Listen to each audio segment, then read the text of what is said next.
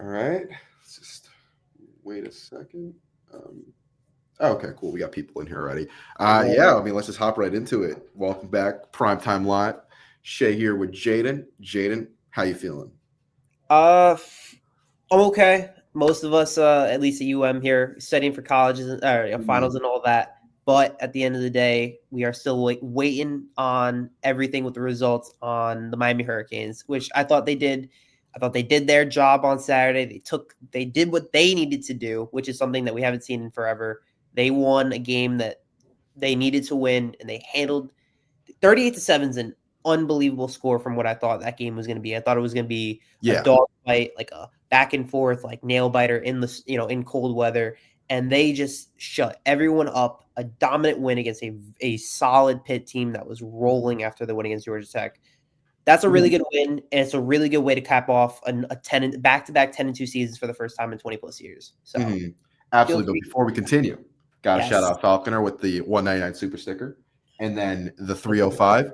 And yeah, it does feel like that right now. You need Yeah, some type of little boost we'll get to get into that that one for CFP. sure. And yeah, no, I couldn't agree with you more. Like it was for everything we thought that game was going to be like a trap game, probably one of the better teams Miami's played all season that they were going to play. A team that just went and beat Georgia Tech.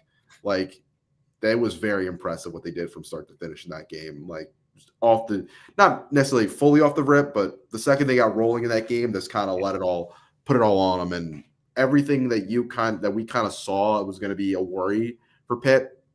They had that big rushing game the previous week, didn't really factor in too much.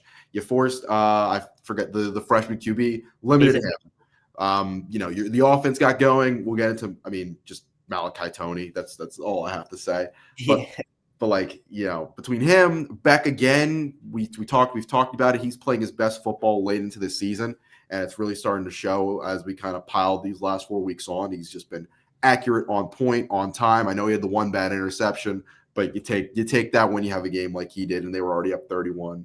So at that point, so it wasn't like oh we're selling the game at this point. We're just trying to do a little too much and got caught with it. Um, and Yeah, yes, I mean, think about it. That against Georgia Tech a week ago, he goes Judge Boozy Turner goes 21 carries, 200 yards, and a touchdown. This week, 10 carries, 37 yards, literally nothing. Miami. no. That's the whole story of the game. Miami's defense is so good. It Mhm. is so good, and they against a team that this team put up 42 points last week against a very good Georgia Tech team. 42 points, and that dropped to 7 because Miami's defense showed up and Yeah. showed out. 4 sacks on Heinzel. They limited them to 30 total rushing yards if you include sack yards. It was just a dominant performance from top to bottom on defense. As you said, once the ball started getting rolling, I would say maybe midway through the second quarter. From that point on, that game was all in. It was firmly in Miami's hands, like firmly. No matter like everything they were doing was dominant from all sides of the ball. The offense was Malachi Tony and everyone else because he's the greatest player ever. It feels like right now. Pretty much. There's nothing like the guy. The guy is the center, the heart and soul of this offense. There's no one like him. Who else is going 1 for 2 for 9 yards, passing and a touchdown, Mhm. running for 5 carries for 30 yards, then having 13 catches for 126 yards, a touchdown, having 122 yak yards. This guy He's is truly a like a unicorn. he's a freak. He's insane. Like he's really just one of one.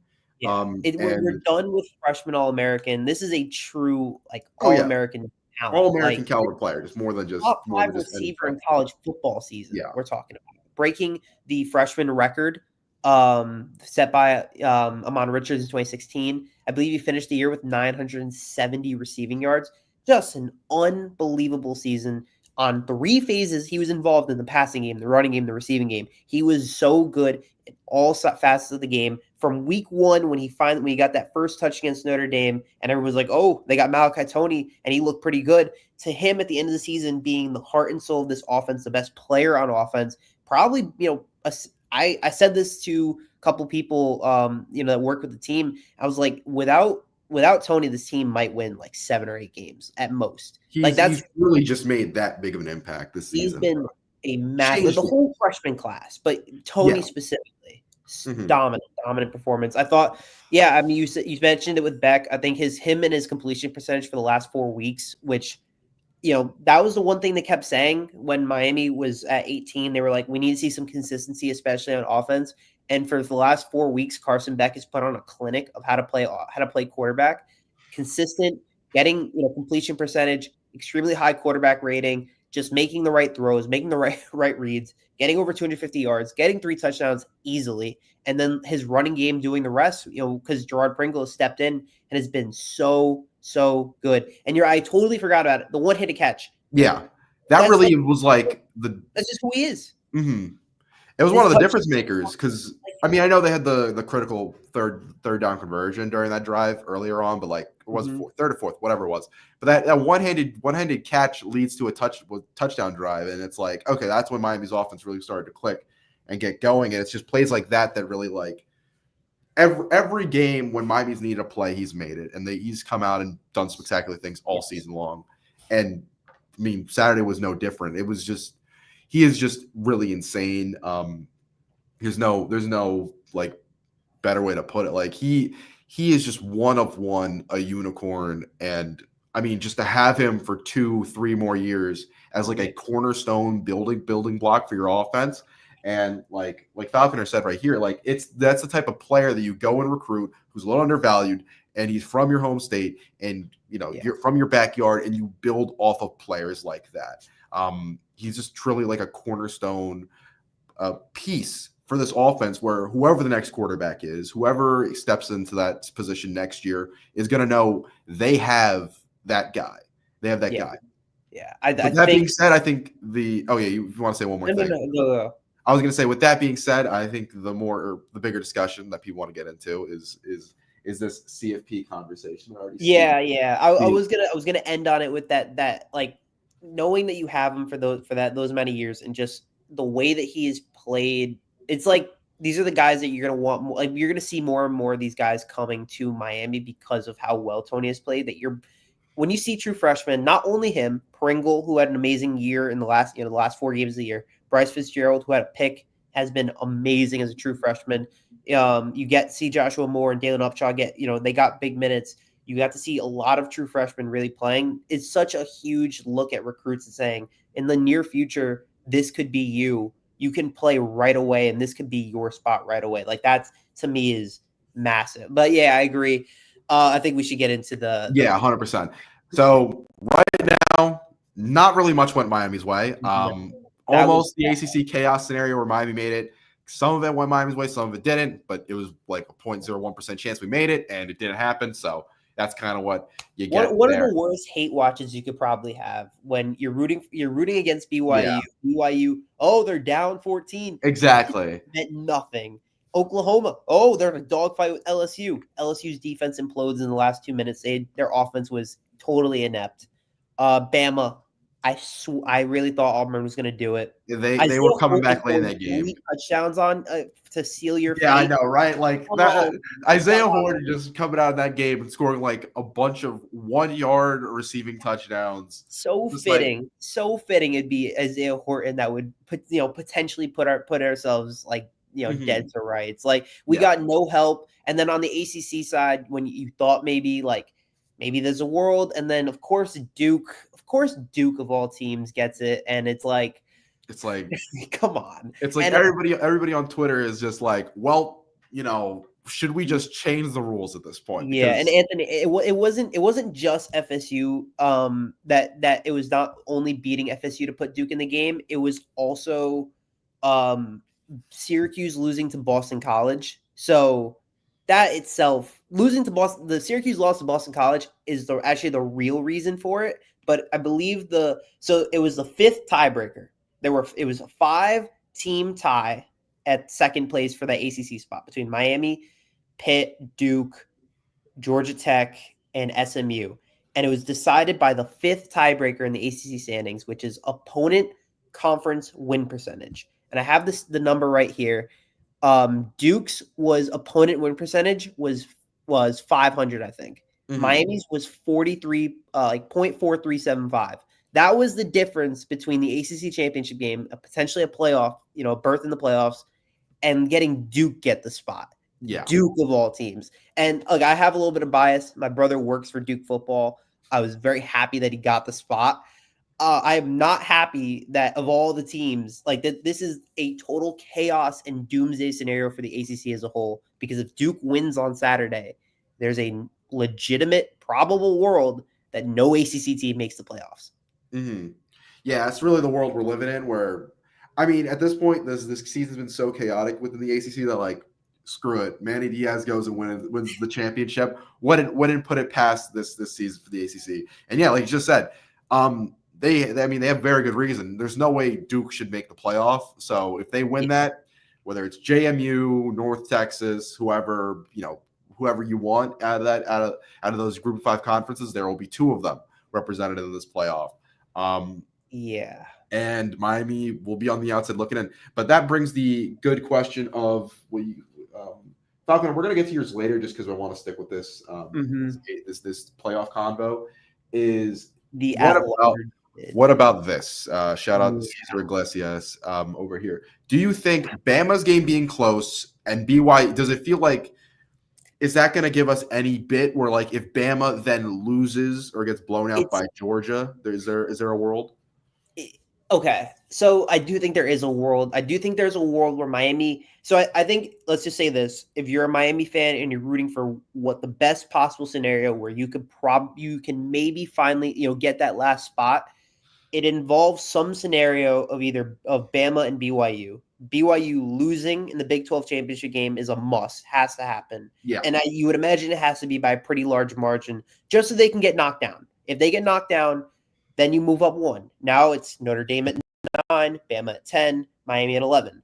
If the committee on Tuesday moves Bama down, which I don't think they do, it'd still be 9, 10, 11, next week. If Bama wins the SEC championship game, I would maybe move Bama up, and then it would set up Notre Dame at 10, Miami at 11, 1 spot left to make the playoffs. And I think at that point, we have a little bit of leeway to say, all right, we have a one-on-one here. This has a precedent for future years for the rest of the college football playoff, no matter what the outcome is. When you have number 10 Notre Dame, number 11 Miami, both 10-2 teams, both extremely similar resumes between strength of record, strength of schedule, quality wins. Their quality losses, dumb stat. I throw out the quality losses. FPI I agree. I think the quality losses such a dumb stat. Especially when neither of us are believers in FPI. But we've been based off of ESPN, you have 2 teams within the top 30 with both Louisville and SMU that Miami lost to.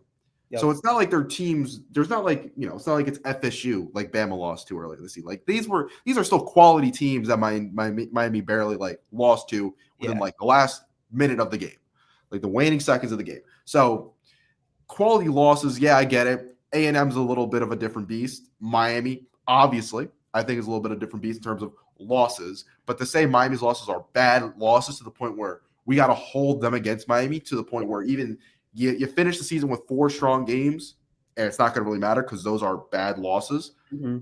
What's the point of winning the big games? Yeah. And they're similar in common opponents too. They're similar. Their resumes are neck and neck. They're right next to each other in pretty much every statistical category and every single category other than quality losses.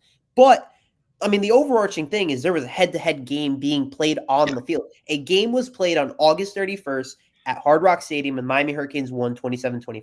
I think when you compare the 2 resumes and they're that similar, and you will say quality losses matter more than a head-to-head game between the 2 teams, that is a crazy precedent to set. And I will say for years in the future, Miami might cancel Notre Dame next year. Texas might cancel Ohio State. These might have crazy, devastating, outcomes when you're basically saying that the head-to-head game may not matter, when the game being played on the field may not matter because of, Notre Dame has better losses, even though one of those losses was us. So I don't get it. I don't understand it, but I believe that the committee might come to their senses and say to themselves, hey, if we're right next to each other and there's 1 spot left between Notre Dame and Miami, I feel like they have to give it to us. So I don't get it. I don't get it. Yeah.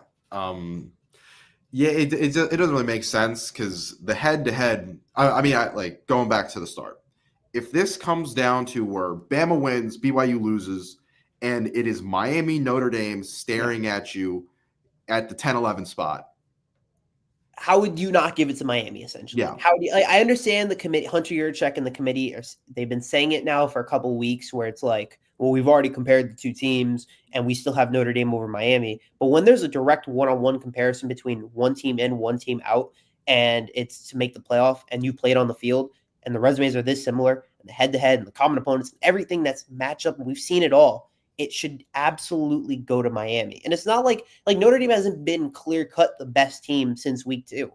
What have they proven since week 2 Yeah, that they beat USC. beat USC, who struggled against UCLA last week? Mhm. Like, what is Notre Dame proven? They struggled with Boston College. They looked bad against NC State for a half. It just I don't get it. Yeah, like go shout out to Yeah. Like I think Anthony over I, here. I Like think when we're talking about Miami being put on ESPN for games that they barely survive, and Notre Dame is in a dogfight with Boston College at points. Sorry, I'm blanking on certain teams, but like NC State played bad for a half. Like that, like it's like what are we really doing here when and we're right. We're similar in the common opponents too. It's not like the common opponents one's got to win over the other. Sure, Notre Dame won 70-7 when they had a lacrosse player at quarterback. Whoop-de-doo. You beat Stanford the same way we beat Stanford better technically. If you want to look at it like that, we beat Stanford better than them. We beat Pitt better than them. It's such a dumb thing that we even are comparing who beat one team better than another when we beat them on the field. At some point, the head-to-head has to matter. It has to have Notre Dame has not looked good.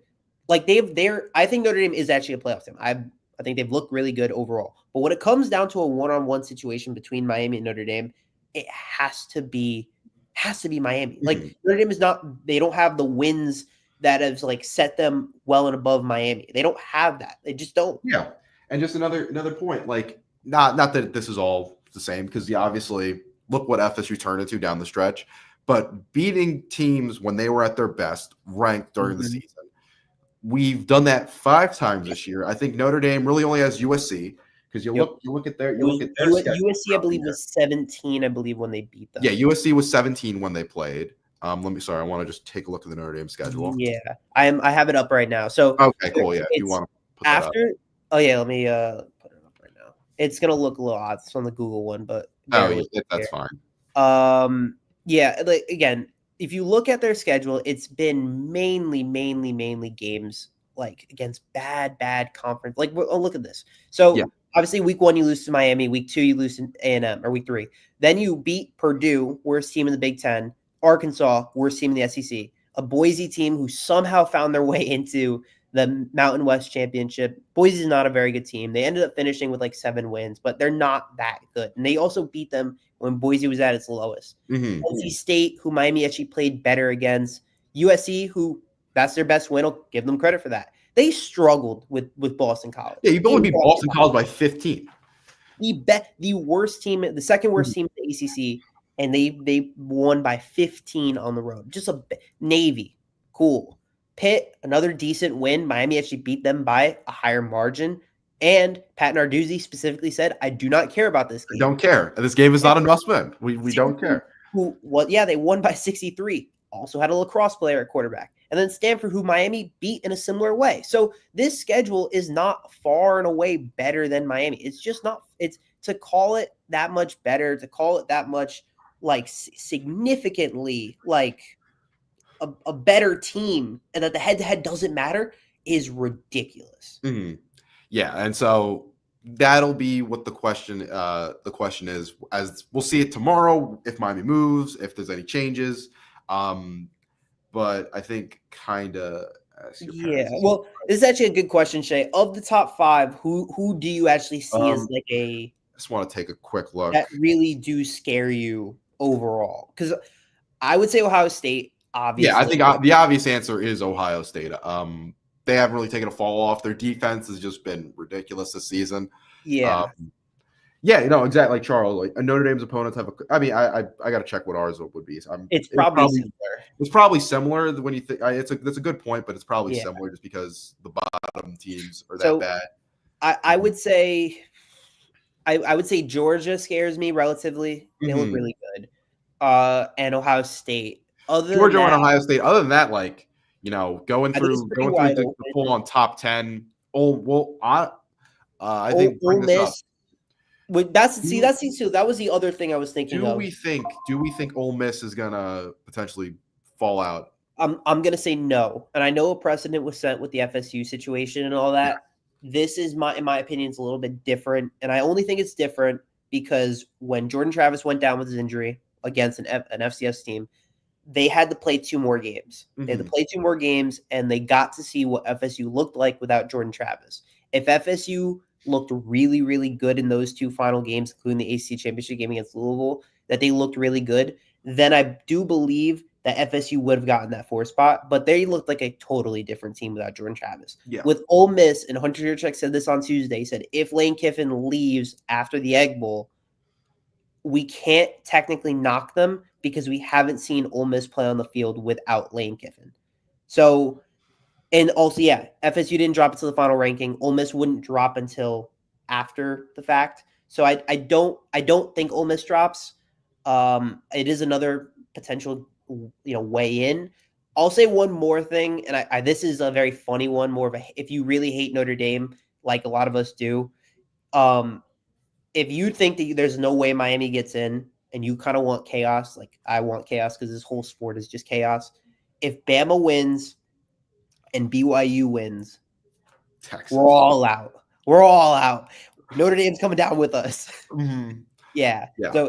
So because Oklahoma's guaranteed a spot despite Oklahoma's offense being an Yeah. abomination. Oregon's in despite their concerns. I think Indiana's pretty decent. Texas Tech's defense looks good. There's a lot of different ways of looking at it. Yeah, Chris, I agree. For Miami to get in, Bama could also win by a lot to potentially get Miami to get in because then it'd be a one-on-one spot between Miami and Notre Dame. Yeah, so it could go either way. Either Bama gets dominated by Georgia and then they fall a little bit, or Bama wins, makes the conversation happen where it's Bama versus where it's Notre Dame versus Miami, and then they have to have that tough conversation of does the head-to-head matter? And just kind of going down the list of comments, there's a lot of going on right now. But I think it's fair to say it's a little bit of a BS double standard. But the problem is that because I do agree. When a guy takes he took 9 staff members, their offense coordinator, the / QB coach, I think there's fair questions to be like, is that team offensively gonna be the same? I don't disagree with that. But we did. Hunter Yurchek said this, so I'm quoting him directly, where he said we can't knock Ole Miss because we have not seen Ole Miss play without Lane Kiffin. I agree. I think Ole Miss might look entirely different with their defensive coordinator at head coach and not a single member of their offensive staff or like all but one guy being a part of that staff. The team is going to be incredibly different. So I don't disagree with that. I think that is, it's a lot different, but the way the committee is saying it, because we did see what FSU looked like in their 2 games without Jordan Travis. We have not seen a single game without Lane Kiffin at Ole Miss. So they won't knock them for it. Do I think they should? Probably. But I don't think they will. I don't think they will. I think that's probably what it's going to end up being, just because we haven't we haven't seen Ole Miss, and so as bad as I mean, I think we're all in agreement they probably should, just because your head coach and entire offensive staff leaves. You're probably not the exact same team going into the playoff.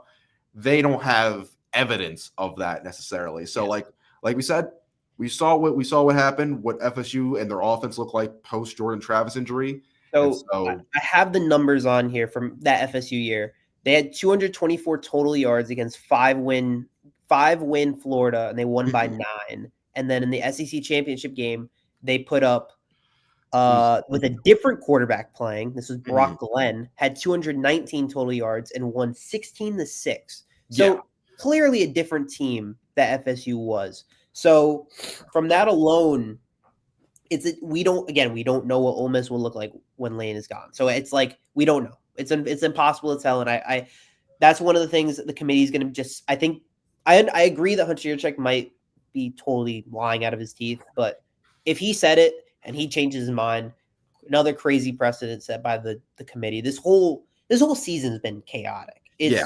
no sport is like this where we're having discussions about potentially 3 or 4 teams that are going to make the playoff without their head coach, or with their head coach already agreeing to terms with another team. Between JMU's coach going to UCLA, Tulane, John Summerall going to UF. You have Eric, Morris going to Oklahoma State for North Texas, and then you have Lane Kiffin going to LSU. Like that's 4 teams vying for a playoff spot, and potentially even 5 with the BYU coach being rumored for the Penn State job right now. Just no sport is like this. It also should not be happening. Like the calendar for college football is ridiculous. They need to find a way for this to not happen. Like it just shouldn't be happening. Yeah. I think that's the biggest takeaway from all this chaos. Where like the whole calendar is messed up, partially because just how the playoff works. Where instead of just you have one big, like it's one condensed, whether it's the 2 week, whether it's between 2 rounds of the playoff or just what it is. Like it's just there's so much time and just so little time before signing day happens and all this type of stuff that teams need to know who their coaches are as soon as possible. Yeah. And so that's why we have all this chaos with the playoff and everything. So they're going to need to look at the whole schedule. Kind of just scrolling through some more stuff though. I think the whole just going back to Anthony over here. It is weird. The whole Miami barely surviving against Virginia Tech. I didn't see too much of that with Pitt. I think it was with Virginia Tech saying we survived against Virginia Tech was a little much. Well, that was I specifically saw that one, like the headline that ESPN. Yeah, the headline ESPN, and then for example, like you said, Bama literally barely survived. Oh, they literally barely. Like there was a fumble. It was total. Yeah, like they literally barely survived against Auburn, and then they're gonna get credit with the gritty win. Yeah, it does seem like it does, not to be too much of a conspiracy theorist, but like it does seem like a little bit that they're holding, whether it's they're holding the ACC because it's a bunch of SEC, SEC. They're trying to push the SEC in. It's ESPN. They're trying to push more of those teams in, whether they believe it's just the best conference or whether they're biased in one way or another for the money.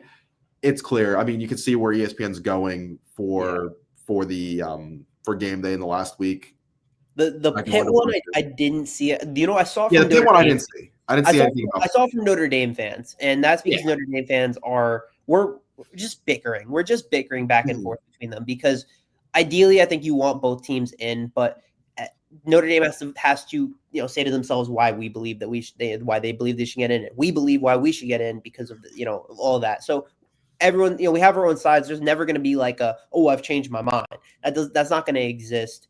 But the whole thing's a mess right now, and I don't really know how to move like from here if you're in Miami. Like I think we should be really happy about a 10-2 win season, playoff or not. Yeah. Back-to-back 10-2 win seasons for the first time in over 20 years is a massive positive. And they won a game on Friday where I think that most Canes fans would agree they don't usually win. Saturday. The game against Pitt felt like a game that Miami usually doesn't win. 8 years ago against Pitt in Pitt, they lost. Years back, they've gotten losses at the end of the season that just like you're expecting Miami to be a letdown spot there, and it felt like for the first time in a while that didn't happen, and it's a really positive sign going forward, playoff or not. And I think it's a good sign as we go forward. Yeah, I mean it's definitely a good sign. Back-to-back 10-win seasons is, I mean, just because you haven't seen it. Like I said, it will kind of suck and it will feel a little interesting if Miami doesn't make it, just because of all the things we talked about head to head, the overall resume, all these different things. Yeah. We're like, are we sure Oklahoma's a playoff team, or did they just beat Bama the one time, and now we're like, well, are we sure Bama's a playoff team? They lost to FSU week 1, like exactly. And that's another one. The week 1 bias, I guess you could say. Yeah, the game was played. A game was played on the field in week 1. It's disregarding actual results on the field just because, just because just because of where teams are now. Like, I get it if you want to count those games a little bit less, just because teams can change and develop over a season, it's one thing. But to completely what seems like disregard those is like, I mean, honestly, because Bama would be in the top 4 right now if it weren't for that loss against Oklahoma. Like, that's pretty much what's keeping Bama down. Like, they would that loss to FSU wouldn't stop them from being ranked over Texas Tech, BYU, all these 9-1 teams that have had really strong seasons, just because they had the worst loss of anybody within the top 12. I think it feels like. I could be wrong. Actually, no. Arizona State beating Texas Tech is probably on worse par. than FSU. Oh no. Arizona State beating Arizona. Yeah, actually, no, Arizona State was a ranked team. They finished a little bit outside. Never mind. Yeah, that's Florida State. Florida State is 5-7 was by far 3 wins in conference play. FSU is another year of being a joke. Like, for the committee to just flat out ignore it because it happened week 1, it's like, what am I supposed to do? Like, Anthony, I want to agree with you as much as possible, but I can't, because the thing with Hunter Yurachek is that he's the voice. He's the only guy we can hear right now because he's the only guy. Like, he's the only guy we're looking at on Tuesday nights at 8 p.m. when they got, Reese Davis out there interviewing guys. And the first guy he sees is going to be Hunter Yurachek. Unfortunately, we have to take what he says. Outside of that, we're just speculating. So, yeah. Which, like, it's fun to speculate, but we gotta go off some information. If I'm going to answer your question, this is I unfortunately can't. I mean, I can a little bit, but it doesn't really connect. That is tough. I don't know if I've ever grown my hair out like you, Shay. I've gotten an afro like during COVID. I didn't touch my hair for like 6 months, and it just went up like this. Like, have you ever seen Kid and Play? That dude's awful haircut. I looked like that for a little, like something like that. I can maybe get it to your style. Can you not grow a beard?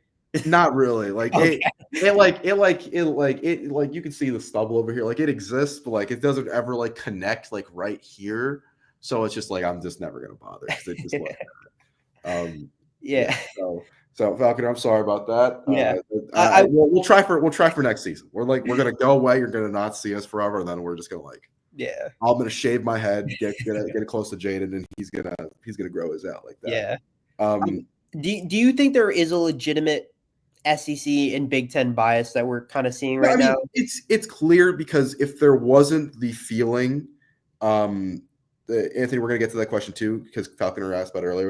We'll go to that next.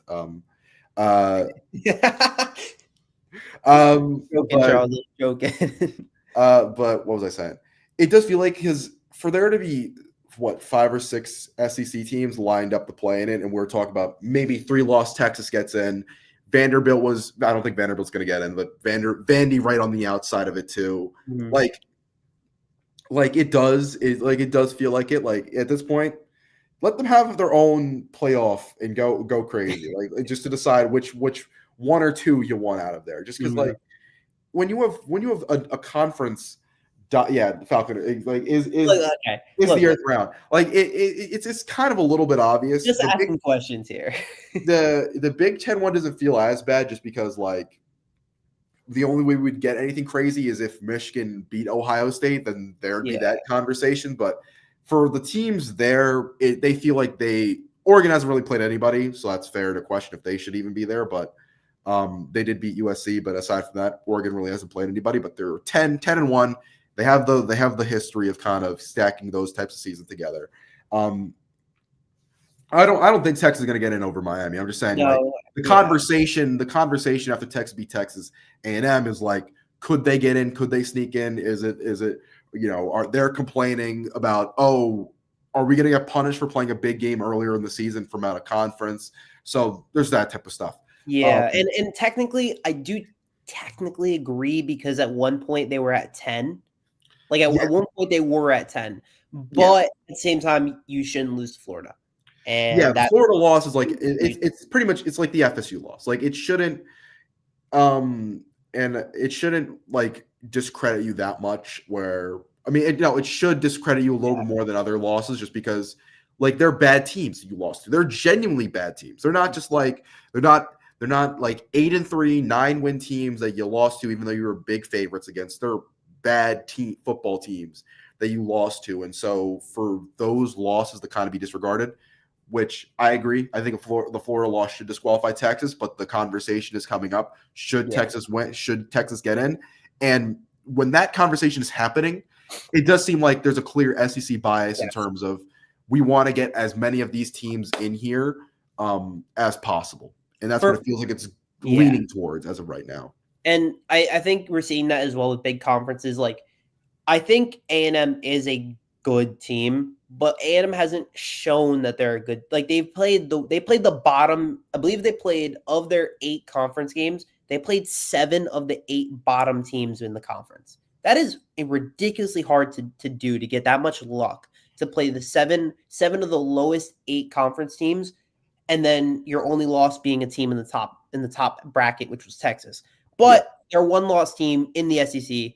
I understand why they're that high. That makes sense. Oklahoma, to me, is one of the weirder ones because I know they have wins against Alabama but you also have like weird losses, and they haven't looked all that like good recently. Yeah, like Oklahoma doesn't feel like a playoff football team. Their defense is great. Don't get me wrong. The defense is great. Offense is laughable right now. Like John Mateer, before his injury, the team was rolling. Since John Mateer got hurt, they have looked really poor. They played really bad against Texas. Really bad against Texas. You played you beat South Carolina by 19.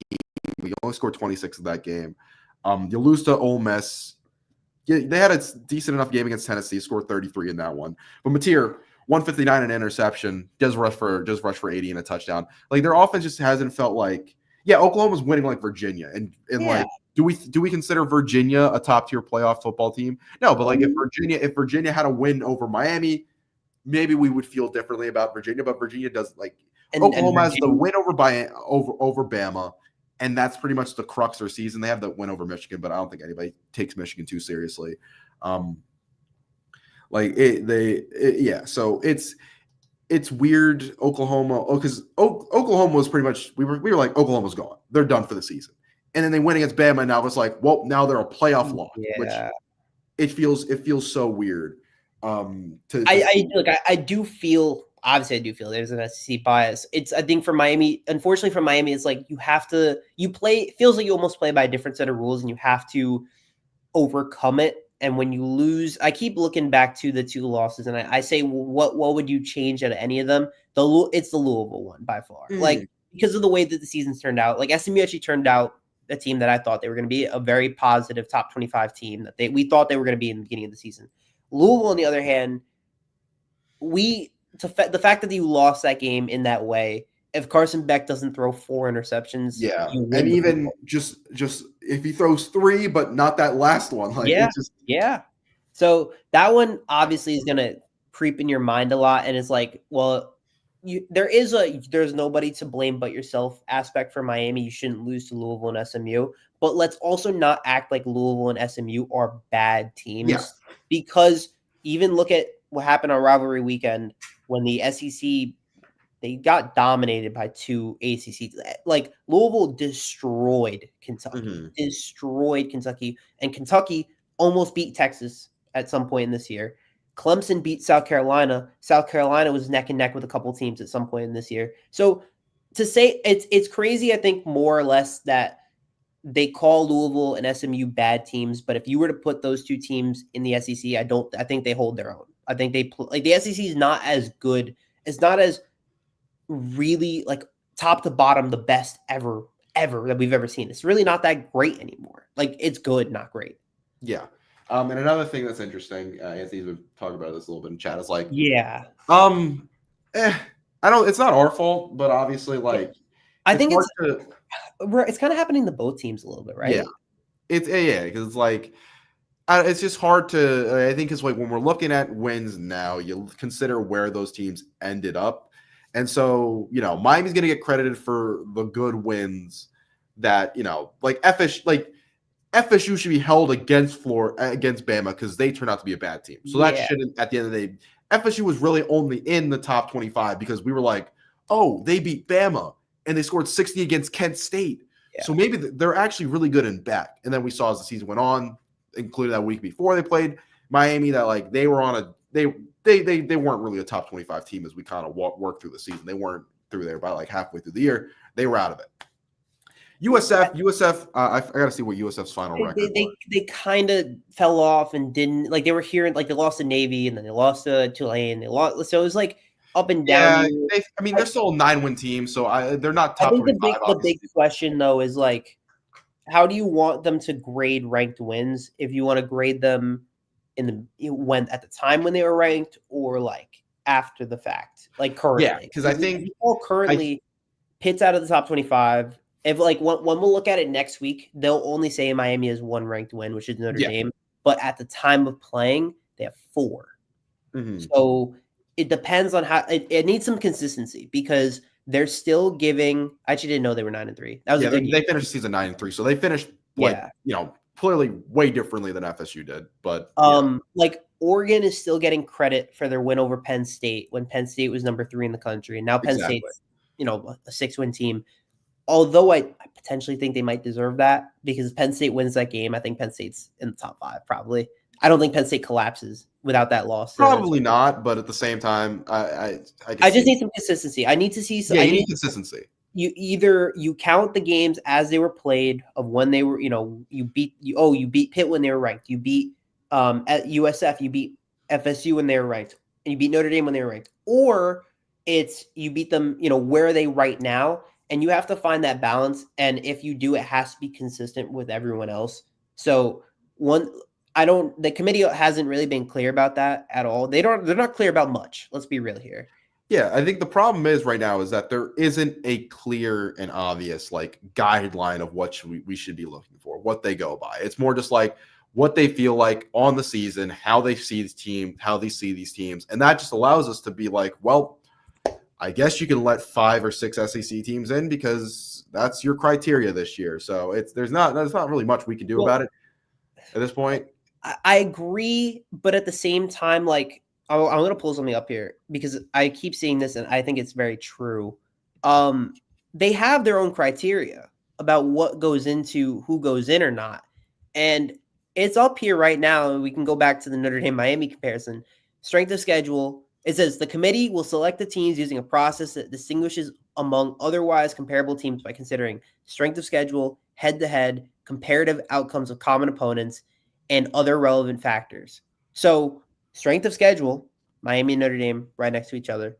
Head-to-head competition, Miami beat Notre Dame. Common opponents, pretty identical. Relevant factors don't play. And then if you want to include Ole Miss, they say other relevant factors. But the problem is, if you keep going, it says that may have affected a team's performance during the season. Yeah. So we have not seen the Ole Miss one.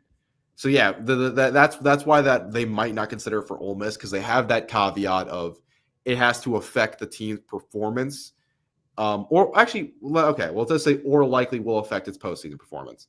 So I guess I don't know. Ole Miss is going to be a weird one. It's going to be a test of that final thing. Just we'll see tomorrow. But the real one again, we go back to Notre Dame one is like I just don't see how you can't how you can't put Miami over them. It just baffling. It's baffling.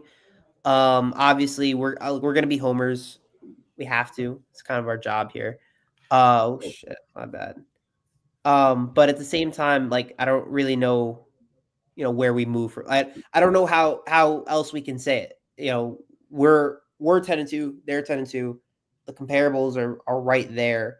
When it comes down to the end of this, on December 7th at noon, we should get there. And I agree with you, Chris. I think if Miami does find a way to get in, I think they can easily make noise.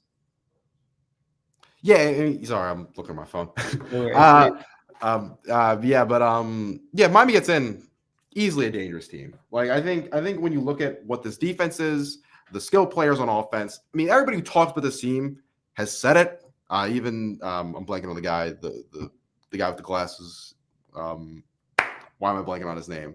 It's like their go-to correspondent for the playoff. Feinbaum, Paul Feinbaum. Okay. Yeah, Paul Feinbaum. Like even everybody who talks about this team is very clear. If you let this team in, They are clearly dangerous enough between the defensive line, the offensive line, the skill position players, the way Carson Beck is playing currently, especially when he's protected behind that offensive line, the way he's playing right now. The way this team is playing and the talent on it is clearly national championship contender worthy. And honestly, I think this team's better than Oklahoma. I think we're both in agreement of that. This team is probably clearly better than Oklahoma. You can debate whether it's better than Bama, but debate it because there's no clear dominant team. We were talking about it earlier. Ohio State, they've earned all of it. Their defense is nasty. A little bit concerns on the injury with their skill position players, but still, Ole Miss not going to have their head coach. So even if they made the playoff, do you really think do you think that team with a substitute coach is going to go out and beat Miami? Oregon, have they played anybody? Not really. They beat USC. That's USC, kind of it. They lost their only big time game this I'll year. give them credit for Iowa, Washington. Iowa was okay, and Washington was a decent team. I will say also at the time Penn State was pretty good. I think Oregon is better than some people are giving them credit for. I do like Oregon a little bit more. I like Indiana a little bit. I do want to see what Indiana looks like on Saturday. That is true. I do want to see what Indiana looks like against Ohio State, but they've shown a lot. Texas Tech, I want to see. I think they're really good. I do think Texas is actually really good. I want to see them a little bit more. And then BYU, I think BYU actually probably deserves this, if we're being real here. I think if we're being real, BYU probably does deserve a spot this year. Do I think over? I looked at the resume. BYU has a very good resume, and once again, Charles, I agree. I think Oregon's probably better than. I think these SEC teams don't all deserve to be in. Once again, Ole Miss, we'll see without their coach. But does Oklahoma deserve to be in? I don't think we think so. Bama has the worst loss of anybody within the top the current playoff seedings. And those two, we'll see. Bama does have some good wins, but they do have, like I said, the worst loss. The question with BYU though is I think BYU has played BYU's loss. They have Utah. Utah's a very good win. The fact that you only have one loss in a pretty decent Big 12, and that loss was Texas Tech by a little bit. Look, if Texas they lost 20. They lost 22 by Texas. Yeah. If Texas Tech beats BYU again around the same way, fine with BYU not being included at all in the discussion. But overall, BYU's got the strength of schedule. They have the strength of record. They played pretty well. Overall, I don't know. I think if anyone's a one-loss team in a Power 4 conference, you probably should be able to say, hey, I think I'm a top 12 team that should be in over some of these other guys. I don't know. That's kind of just the way I think of it. Yeah, I mean, look, we're gonna see how it plays out. But once again, it's Miami. I think the consensus is Miami is definitely a playoff caliber team. And if looking at this, why the SEC and Big Ten requires half the field is the real question. I agree. It's they take up so much of it. I think there's the debate on should a group of 5 team be allowed. I'm of the belief that probably, just because once you're going to set up a whole nother playoff without them, then that creates a whole nother can of worms. In terms of you get rid of half of the college football landscape. Yeah, exactly. So I respect just giving them a shot, just because you never know what can happen with one of these teams. And I think, we'll see. Maybe they get blown out, maybe they don't. But yeah, it's big. It's just let's count it. Let's just count it again. 1, 2, 3, 4, 5, 6, 7, 8 of the 12 spots are going to either Big Ten or SEC teams. Damn. It feels like 6. If you had 3 from each, I'd be like, okay, that's fine. And some on the bubble, just in case, maybe 4 before. But 10 of the spots are going to Big Ten SEC teams, and once again, Oklahoma is a clear example of this. No offense to them, but just week before the Oklahoma victory against Bama, which I get it. It's it's the elephant in the room. Nobody thought this team was a playoff caliber team. They were playing poorly. Mateer was coming off that injury. He wasn't playing well. And their defense was playing solid and playing really well. But the point is, nobody thought this Oklahoma team was a playoff caliber team to make the playoff based off how they had played. And down the stretch, even after the Bama win, they continue to play like that, and they're just going to be locked into that spot because we can't have Bama in without having Oklahoma in. Mm-hmm. It's yeah. And like just the conversation, like if Texas gets in, it's going to be, oh, we have A&M in, but we're going to discount Texas. We're going to like the whole thought process would be we're going to discount Texas playing Ohio State at the beginning of the season. Well, yeah, you lost 3 games this season. You lost to Florida. So if Texas gets in just because they beat A&M, and it's a really good win, I agree, but it's just because of that game, really, when they were out of the top 25 for large stretches of the season. We weren't convinced this was a very, really good team. They have the one less upset win. Like it just doesn't make sense to me why there is such a push.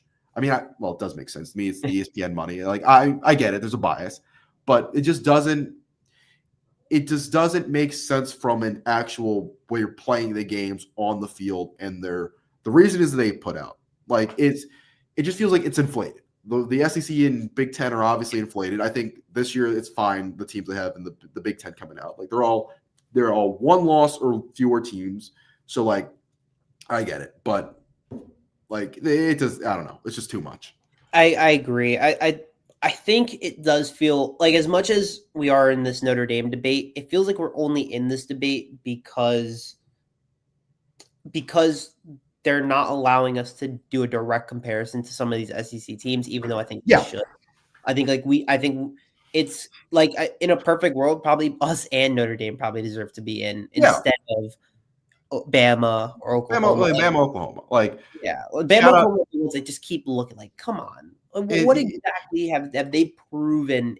Like, what I will say about Bama and that wins, they do, but their loss to FSU should carry more weight than it should. Yeah, I mean, it's clearly not carrying a lot of weight. But that at this point it is what it is.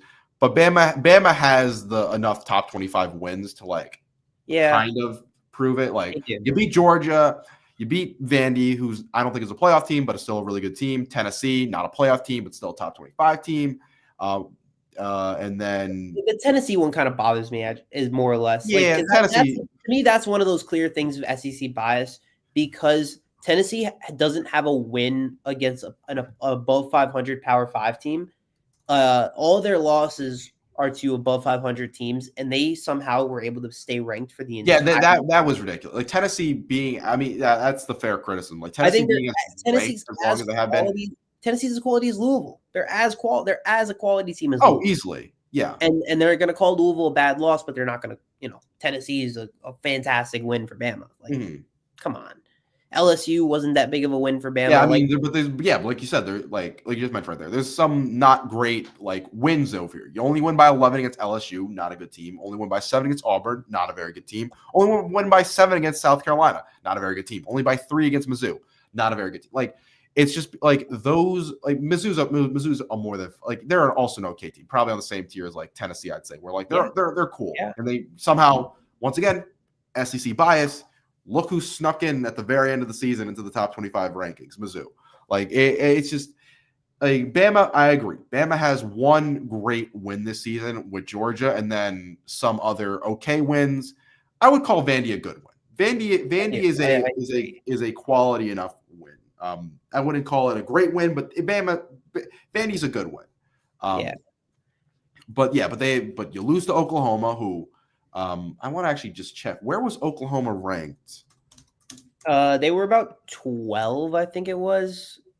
8. Oh, wait, not 8. No way, it was 8. Before, 8? No. I'm just going to check this season. So this year, before that Bama game, let's see. They were 11 because the way that it was was so 11. They were 11. I mean, the lowest they were was 18th. But they were 11. They jumped 7. Well, they got up to 11 after beating Bama, I believe.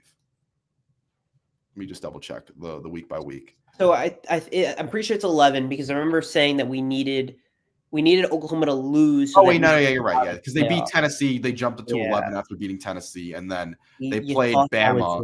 it. They played Bama, We beat thought that was Bama. their in, Yeah.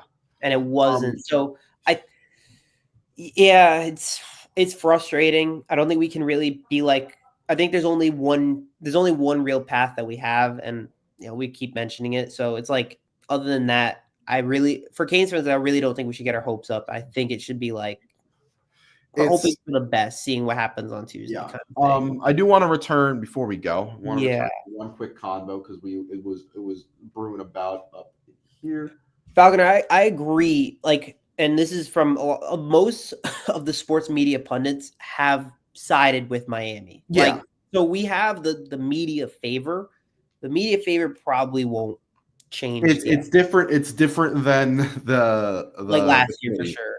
Yeah, 100%. It's different from last year. Everybody was like, Cam Ward's awesome. That offense is awesome, but Their there was defense a was clear hole with the defense that cost Miami a bunch. And at the end of the day, it made sense. You can't play no defense the entire year and then expect to get in the way that Miami played, especially down the back end of the season. But this team has the wins this season. They have the signature win that they didn't have last year, and it's more of just like. I mean, yeah, Charles, it's obvious they're going to have a 16-team playoff, and then we're going to probably see the repercussions of that, and probably 8 SEC teams will get it.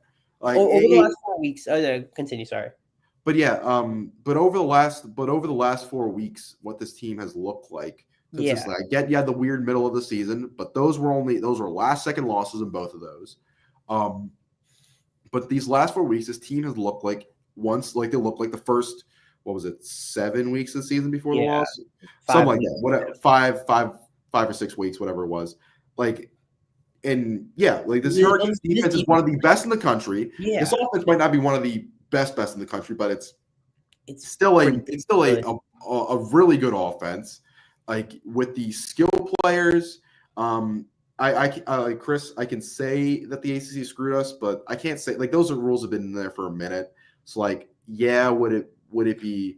They're dumb rules. They're dumb rules. Like at the end of the day, but if it was as simple as overall record, teams would just book bad team. People just book bad teams at the end of the beginning. Well, I think CFP rank could be a higher tiebreaker, in my opinion. CFP rank, but that's more intangible. Which I don't know. Opponent conference win percentage is opponent conference win percentage being a thing is a little weird.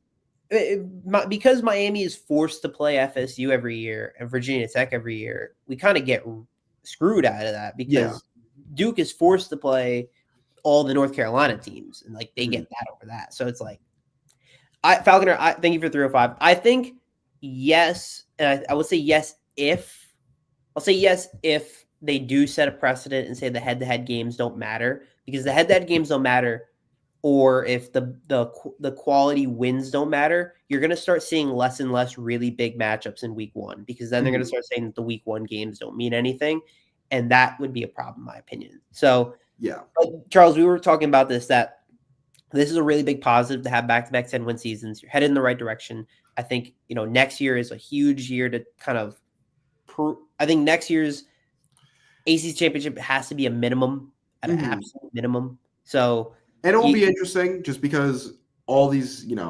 head-to-head CFP rankings, track the schedule, what things good about. Chris, I agree, but the one issue is that we'd probably if head-to-head was on top of those, we'd be out of luck either way. So like it is dumb. I do agree they should just avoiding a Duke situation needs to be a priority for the ACC, just because 7-5 Duke should never be in a position to make the playoff again. Yeah. Like a 5-loss team should never be in the position for that. So yeah, they should alter some things to make sure that doesn't happen. But also, we'd probably be on the outside looking at the ACC championship if it came down. Depends on the order of things, but usually head-to-head is one of the earlier things when we talk about like a playoff situation. So whether it's Louisville or did Louisville finish with 3 or 2? 2, 3, I think. So whether it was Louisville or SMU, we'd be out on the outside looking at it. Yeah. So I think we should probably get back to what we were talking about a little bit earlier, or we wanted to talk about from Falconer, about the next year, what next year might look like at quarterback. I think you got to go portal, right? I think it feels like portal. There's the Lenora Sellers talk has kind of been all around. Earlier season when we were talking about it, I was mistaken. I thought Drew Aller had not played his true freshman year, but he played enough games, so he's out of eligibility. So if you want another revamp project, then that's not going to happen in terms of that. Yeah, I think it's kind of like last year. I have no idea who could end up being this QB next year. And it will be interesting to see where they go, who they pick. Sorry, there's a lot of cool things going on in the comments right now. But I'll say, yeah, you can go. Yeah, I don't. There's a lot of different guys that I can see. At least, obviously, you mentioned Sellers. Do you think it could be a guy on the roster? Do you think that they're going to believe they're going to develop and believe in one? No, I don't think so. I can't see it. I can't see them giving it to Emery or Darion or Nickel. I can't personally. I can't see it with the talent that's there. I think Miami wants to go all in again, and they did. I know there was talk about them potentially going really all in. So if it's true that they're going to go all in, I could see obviously Sellers Lagway, but I like CJ Bailey a lot. I really like CJ. That's Bailey, another good one. Miami kid. A JSK from Cal would be really tough to get. I just don't think that's happening. I agree. I love JSK. Yeah, I once again, Anthony, I agree. I think if it's somebody on the younger side, it would be awesome just because another 1 year rental puts us in the exact same scenario with like, are you going to believe in Luke and Darion Coleman next year? Or, 2 years from now, or are you going to run it back again with another transfer? So like, I agree. Whoever you go after this offseason, I would love it to be somebody with more than 1 year. It's hard to hit on a quarterback. It's really hard to hit on quarterbacks consistently. Yeah. And I do think Cam Ward was obviously a hit. I would say Beck was a hit. The fact that they won 10 I would say overall Beck has been a hit. Beck was a hit. Yeah. Beck obviously had his down moments with the turnovers coming in bunches in those critical spots. But he ended the season on a big high. But he ended the season on a big high. Got to 10 wins. He can. I think he played well above, I think, both of our expectations this season with him. So I also agree at some point they do have to be like, all right, we have to. Yeah, because at a certain point, like younger guys are going to get tired of having to figure out new QBs every year in and year out. So I think at a certain point you do need to figure out long term being more than 1 year, or bring in a guy who can be here for more than 1 year. Like Falconer definitely. Like Beck's draft stock went up a bunch. From this season, and shout out to Shannon Dawson. He made Beck look a lot better, but at the same time, shout out Shannon Dawson a little bit. A little bit. He gets a little bit of credit. A little bit of credit. Shout out to Malachi Tony. For the last 4 weeks, In the last 4 weeks, I'm gonna ask you this question again. Do you feel like it was a call from up top why the offense was so conservative, or do you just think that was potentially? Look, in the last 4 weeks, the offense was going. It was so clearly different. Every red zone play. I'm pretty sure at least one red zone play was some Malachi Tony package as a pass in the Wildcat. So that's a clear difference than what was being used. It was very vanilla beginning of the year. The last 4 weeks was not vanilla. The runs on the outside. Maybe it was just different personnel, maybe because they just gave the ball to Tony a billion times. They're just like, screw it. No. And then when they gave Pringle the ball, Pringle was making, he was running a little bit better than the other guys were. But it looked different. It felt different. Yeah. So, and I think that's appealing if that offense continues to look that different and flexible with what. Yeah, I don't think Dawson gets fired. Definitely not. Yeah, the Dawson fire talks, I think, are going to stop for this season. And we had an O-lineman TV. Yeah. Shout out to CC Mawinola. The creativity was significantly better than it was in the beginning of the year. So I definitely think something changed within the offense. I think something, whether it's the higher ups, maybe Mario kind of said, Shannon, maybe Mario was getting involved early on in the year, and he was like, Shannon, you take over on 100% or whatever. Maybe that changed. I don't know what it was. Maybe Beck just. The philosophy completely changed in those last 4 games, and that's when the season really kind of. Yeah, absolutely. Like that statement the last 4 weeks, kind of just when they played so much more free. I think is a testament to what this team actually is and why they should make the playoff. Yeah. I just want to talk about this one last thing. The division idea, I think, is fun. I do like that division idea that Falconer mentioned up here. Where, But can you imagine though bringing back divisions again? I think divisions are necessary in mega conferences like we're seeing right now. yeah, Or protected opponent. I think they're going to go to protected opponents. I think that's what they're going to do. Where you have to play 3 teams, and like you're going to play 3 teams every year, and then you're going to play other teams like later on. But like you're going to rotate between the other teams. So I can see that world. I just don't know if I don't conference know. might be weird because you could have that same thing where somebody on the opposite side ends up like Duke, but Yeah. like, but I think it's just something to get a little more of like consistency in terms of just these final standings for the ACC. Because I don't know. There's 2 ways because you could overreact to Duke being 7-5 and when it could just not happen again. But the fact that it could happen like it did this year is more just like let's not have that again. But like every conference has something different. Every conference has something slightly different in some world. Like the American was a lot easier to decide who gets in, but then the Mountain West has a Sunday morning, computer system that spits out who deserves to be the 2 teams. Like I would like some. This is what makes college football, where you just have the dumbest reasons. Yeah. Like you have just from the beginning when UVA NC State was a non-conference conference game. And look, that ended up mattering at the end of the season. Like there's so many small intricate things that are such college football, and only in college football this could happen. Like you're having it's so weird because there's so many ways you could have gotten around UVA playing NC State at the beginning of the year. Like the way like it not counting. Like I don't know. The fact that they scheduled that game and then we're like, sorry, just because the rules changed, we can't. It can't count. It can't count as a conference game. Like it's like okay, like it's just weird. Yeah. Once again, I do want to say this from Falconer. There should be a lot of dislike towards Syracuse continuously for this season for the way they handled Notre Dame, the 70-7, and then the fact that they lost to Boston College that just technically screwed us over, because if Syracuse beats Boston College, we get the edge over Duke, I think. So just one round signing rappers off the street. Yeah, like he's what's your thoughts on this year? Well, yeah, I'll kind of use this to. I think this team was so much better than last year's. Oh, easily. I think it's weird just because Cam Ward, I think.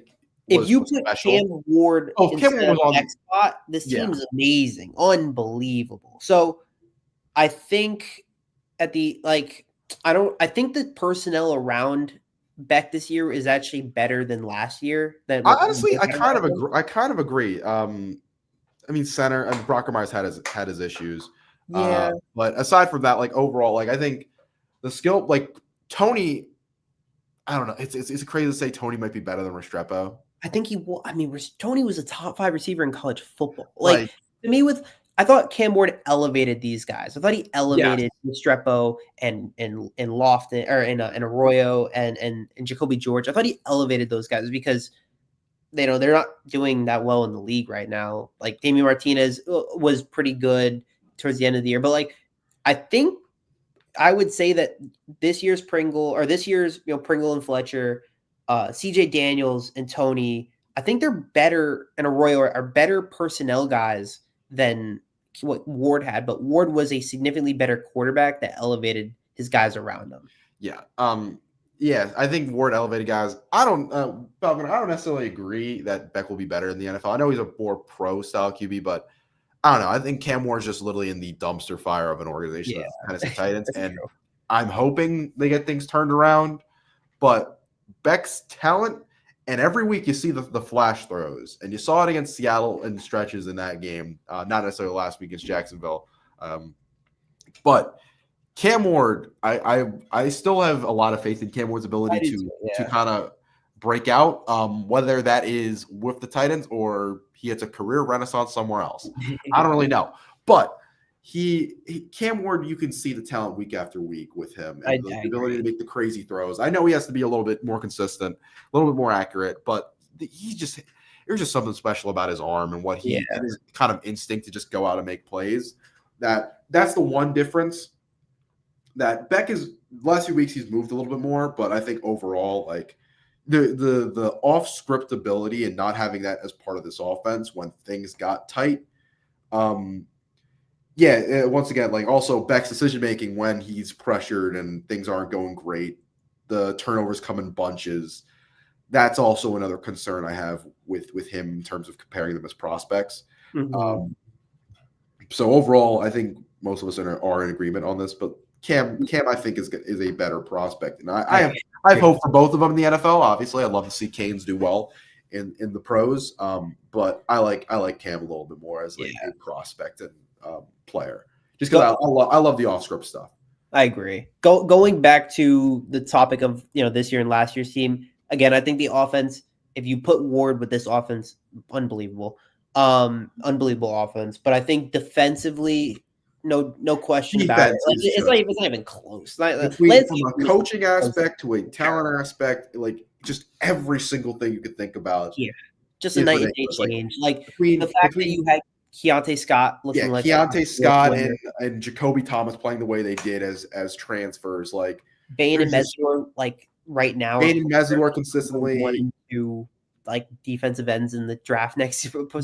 Like literally, they're going to be like the first 2 draft picks, first 2 defensive ends drafted potentially next year. Like it's just a phenomenal defense in comparison to last year, where like nothing worked.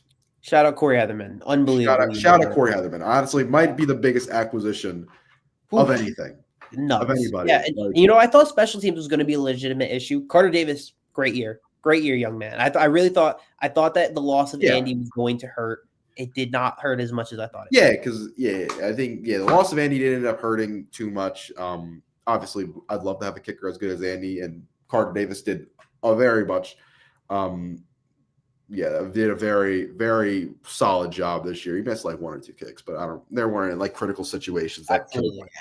So, there's one last thing I wanted to hit on before we head out. But honestly, I know. I don't know. I think I know you want to win the bowl game, but obviously, bowl games that aren't in the playoff aren't as great. Aren't as great as they used to be, but I think just having that as a win. I get it. Some people won't play. Some seniors won't play for draft stock and for draft reasons and injury reasons. But you haven't won one since 2016. Yeah. You got to win one. You got to win one. Cristobal doesn't have a bowl win on his resume yet, and so I get it. There were much higher aspirations for this team, and it will kind of be a feeling of, even if you go in and dominate the game, it's like Georgia when they got left out of the playoffs that those years ago, where it's like, this team could have been in the playoff, and we're disappointed that they're not. And it's gonna suck a little bit when you see that happen, and Miami goes out if they dominate that bowl game, if they win that bowl game. But I think you need to win one. I think Cristobal needs to win one. I think this team needs to win one. Just go out and have one last showcase. And I am for. I mean, I'm not gonna trash a player if he sits out. I don't really feel either way about if players sit out or if they're gonna play in that bowl game. But if a player's got draft stock, I'd rather them not waste their time in the Tax Slayer Gator Bowl. I don't really care. I'd love to see players have. I mean, especially I want to see one last game with these guys. And this I do too. Yeah. But at the same time, I'm not gonna get mad at a guy if he doesn't. It's their own. These guys have millions on the line. Yeah, exactly. If they can't play, if they don't want to play, then they don't have to play. I think for especially for Bain, Mezzi, and Cece, they probably should sit out just for the fact that they have legitimate kind of draft aspirations. But and another thing that I think could be fun, which I don't know, would create so much more chaos, but if there was, I saw this get tossed out, and it's definitely not ever going to happen. But an NIT for the college football, a college football NIT where it's the people who barely missed it, the next 12 teams or whatever you want to do, or the next 12 teams get in, so the next 13, 14 teams. I don't hate tax. I think it's supposed to be about the Tax Slayer Gator Bowl, which is what Miami's projected to be in against Yeah, Tennessee. look, man, I hate it on taxes. Look, personally, I'm a fan of the bowl game. I think go win the bowl game. Go win the Tax Slayer Gator Bowl. And but like does it matter? Like no, it doesn't matter too much. But the fact that you haven't won one since 2016, yes, I agree. You need to win one. Chris Ball needs one on his resume. Miami needs one to end the season on a high note. You haven't ended the season on that level of a high note, whether you haven't been eligible or you haven't won it. You haven't won it since 2016. So just go and do that. I get it. It's not going to feel like you did much. But at the same time, you haven't done it. So yeah, look, I won't make fun of Pop-Tarts. I would have loved to see the Pop-Tart get toasted right in front of us if we beat Iowa State. But unfortunately, I'm not going to Williams. I'm not going to rag on Emory Williams. Stand-up dude for everything I've heard. But he didn't play very well, and the offense didn't play very well after Cam Ward left the game. Yeah, that's all I'm going to say. And we lost that one. Let's wrap it up right here. I want to ask you, where do you think you will seed Miami tomorrow at 8? Where do you think the ranking will be? I think they're just going to stay at 12. BYU hasn't lost. They're not going to move Bama or Oklahoma significantly for their close wins over those teams. So I don't think we're going to see too much different from Miami. I think they're going to be at, what are we, 12? We're 12 right now? We're 12. 12 right now. It's going to be 12 at the end of tomorrow. Next week, things could change. We could hope for Miami to get in. But as of right now, I'm not gonna assume Miami is. I don't think Miami's gonna have any too different of like a jump or dip. Yeah, I'm hoping we get some insight tomorrow, maybe of if there is a path. I want to just hear Hunter Yurchik say. Yeah, I want to hear about where they're going with it. So yeah, if he says Miami's not out of the question yet, I'm back in. I'm all the way back in. Betting odds do not agree with us right now, but whatever. Maybe they do get in. Maybe I'm just wishing and hoping at this point. Look, I think that's what all of us are right now. So yeah. Thank you, Falconer, for the support. I really do appreciate it. Appreciate it. Now we'll catch you guys next Monday. I'll probably have the call-in show on Thursday, assuming finals aren't kicking my ass. But we'll see you guys. See you guys next week. Yeah, thank you guys. See you next week. Peace.